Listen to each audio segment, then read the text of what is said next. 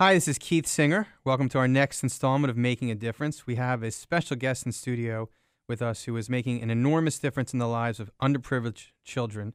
Alonzo Mourning, hi, how are you? Thank you for stopping by. I'm excellent, Keith.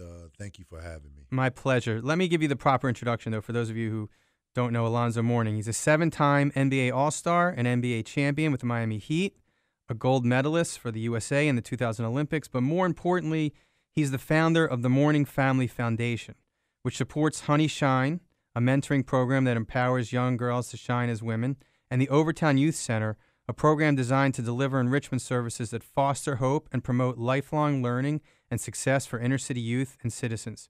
And through his hard work, I understand you've raised over $10 million? Well over that, yes. That's unbelievable. Tell us about the foundation and how it's helping kids. Well, our focus is to provide educational opportunities for children and families in very low socioeconomic areas. So when you think about the world we live in, if you can't communicate, you can't survive. We're dealing with this vicious cycle of illiteracy across the country. A lot of kids, they're dropping out between the ages of 12 and 14 years old. And you follow at-risk kid home, you're going to see at-risk kid situation, at-risk situations. So what we do is we take a holistic approach towards the development of these kids. So not only do we provide the support necessary for the child, but we also address some of the obstacles and issues that their families are facing. Because we want to provide wraparound services for all these kids. That will enable them to continue to take steps forward in life. So we, through our after-school program, we have over 400 kids in our after-school program, and then with my wife's program, she has another 150 to 200 young girls in her program as well, and we graduate 100% of our kids from high school. Really? Yes. Wow, that's incredible. Yeah, and we start from second grade all the way through post-high.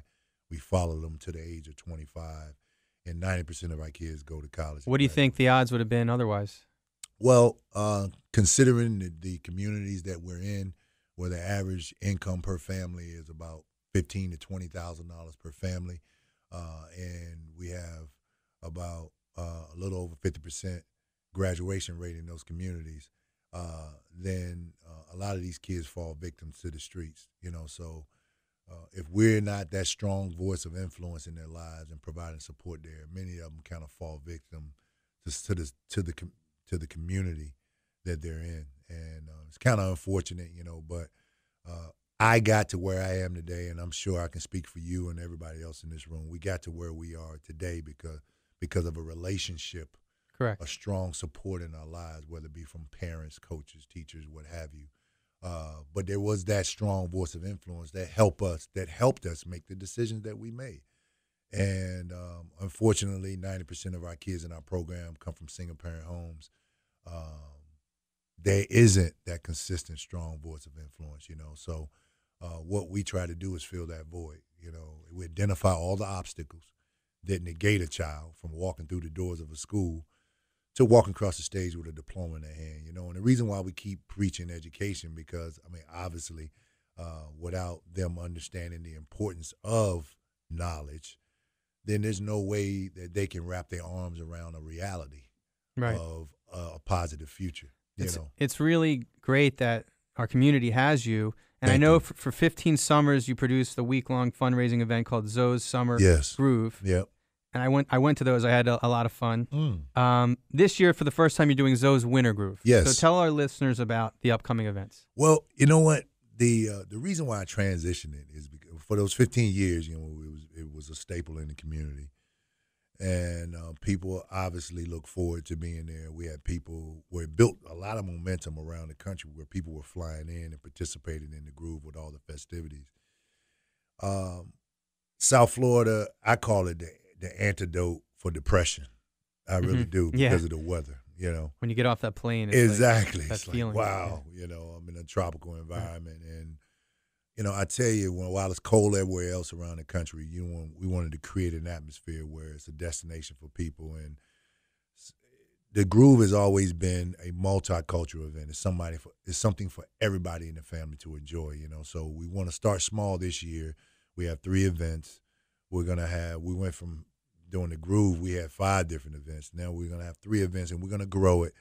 But we wanted to, have something for everybody in the family. So we're going to have our Family Health and Wellness Day on the 27th.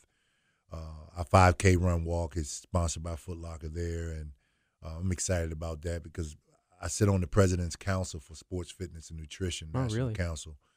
So part of our responsibility is in the council members in our selected communities is to promote health and wellness for children and families, because it all comes down to being aware, knowledge, the concept of health and wellness, promoting it, people understanding what they need to do to take care of their bodies, because you can't expect people to know it. You got to help them in a lot of different ways. And I know the importance of health and wellness. I've had some health scares in my my life, and going to the doctor and getting regular checkups, all those particular things is important. So we're going to bring the doctors to the community, and we're going to have a health village, which is going to provide free screenings for families out there. After the 5K run walk, we're going to have food, music, bounce houses for the kids, sports clinics for the kids. Where's this going to be? At Miramar Regional Park. Okay, so everyone come out to Miramar Regional Park for sure. It sounds like a great event. Yeah. So then you have a comedy night? Comedy night on the 28th. Okay. So that's going to be at Marriott Marquis, and I got a whole lineup of comedians that's going to be there. It's going to be a very small venue on the 19th floor of the Marriott Marquis Hotel. And you can find out more information about it by going to zoswintergroove.com. Great. And then we have our golf tournament on Monday the 29th, which is sold out, unfortunately. But I'm excited about that, we're having a lot of success with that. But the only way for us to continue to help the kids that we want to help and continue to grow our efforts so that we can help more kids is for you all to come out and support the event. Come on out and support the listeners. Please support. It's an amazing cause. Yep. Alonzo, let me ask you. You've made it known in your biography that you didn't have the best, stablest home life growing up, and you were a foster child after your parents divorced. Mm-hmm. Apparently, you were very lucky that you got a really great foster parent. Yes.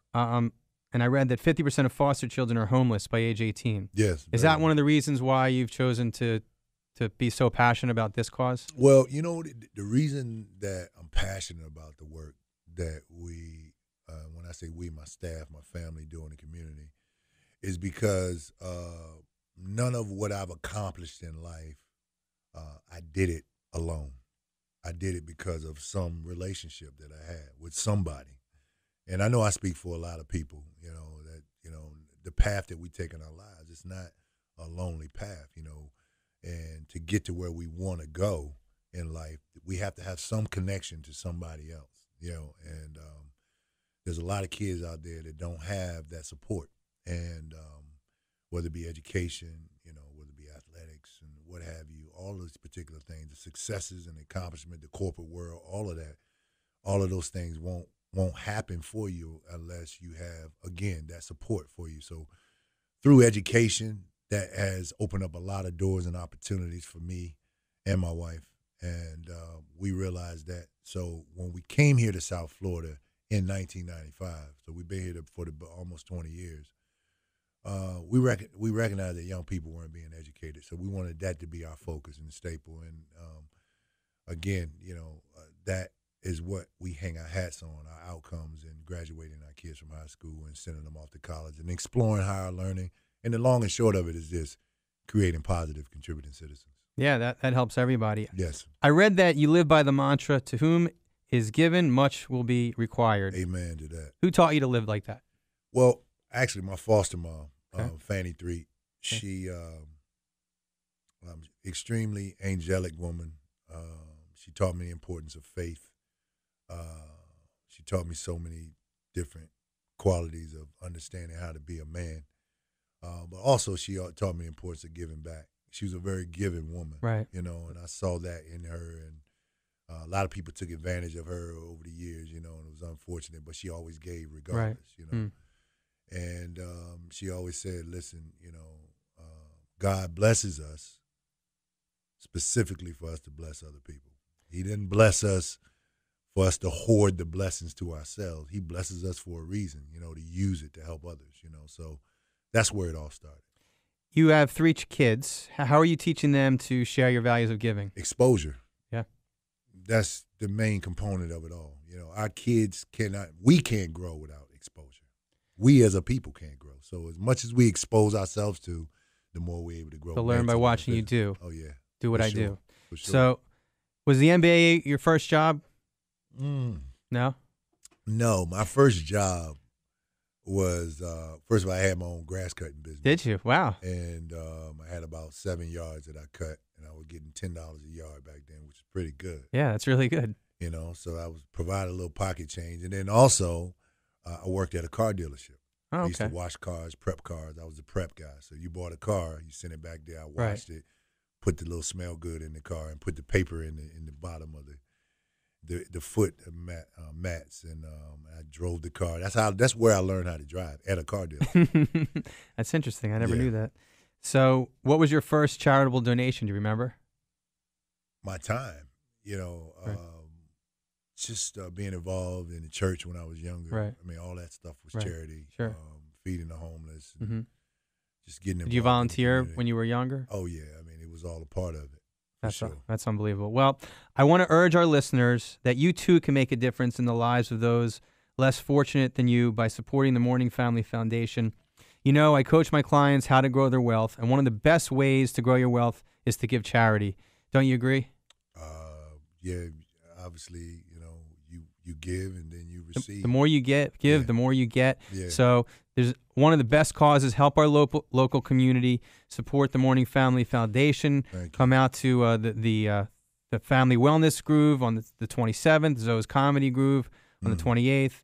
Golf's sold out, luckily, which is great. You'll Yes. maximize. So great organization. You have a website for the foundation if Yes, anyone wants to do it. ZoesWinterGroove.com for the events. Mhm. But if you want to find out more about what we do in depth, we explain it on our website. You go to the morningfamilyfoundation.org. You can go to honeyshine.org, or you can go to the overtownyouthcenter.org. Well, I really want to thank you for stopping by, and everyone support this wonderful organization. Thanks a lot, Alonzo. Thank you for having me, Keith. God welcome. bless y'all. Thanks.